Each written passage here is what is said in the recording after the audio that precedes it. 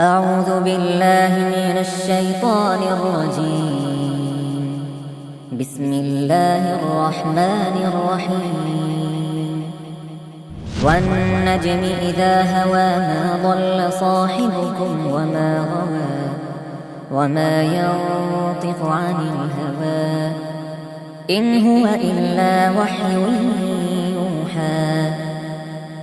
علمه شديد القوى ذو مرة فاستوى وهو بالأفق الأعلى ثم دنا فتدلى فكان قاب قوسين أو أدنى فأوحى إلى عبده ما أوحى. ما كذب الفؤاد ما رأى أفتمارونه على ما يرى. ولقد رآه نزلة أخرى عند سدرة المنتهى عندها جنة المأوى إذ يغشى السدرة ما يغشى. ما زاغ البصر وما طغى. لقد رأى من آيات ربه الكبرى أفرأيتم اللات والعزى ومناة الثالثة الأخرى ألكم الذكر وله الأنثى تلك إذا قسمة ضيزى إن هي إلا أسماء سميتموها أنتم وآباؤكم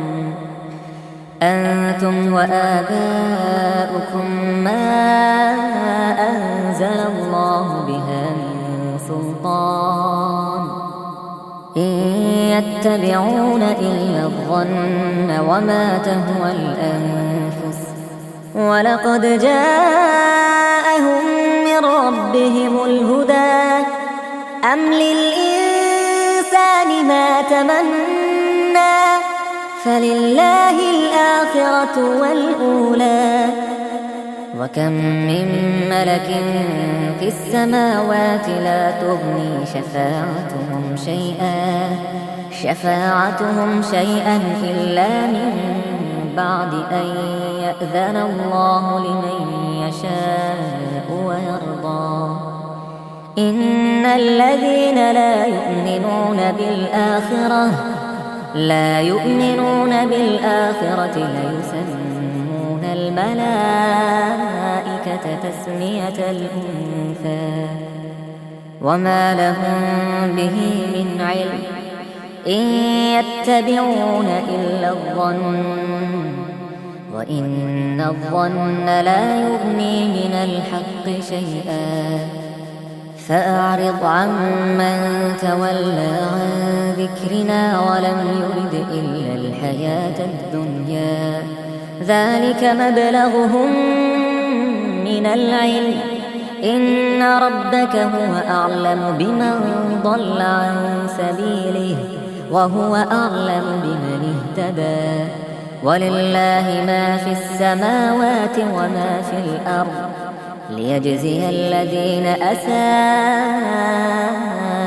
بما عملوا ويجزي الذين أحسنوا بالحسنى.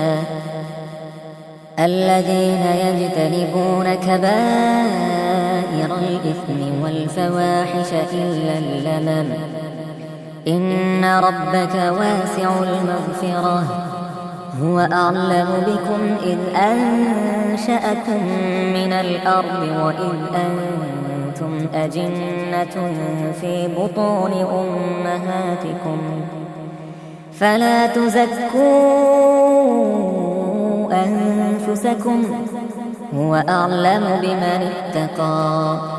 أفرأيت الذي تولى وأعطى قليلا وأكدى أعنده علم الغيب فهو يرى أم لم ينبأ بما في صحف موسى وإبراهيم الذي وفى ألا تزر وازرة وزر أخرى وأن ليس للإنسان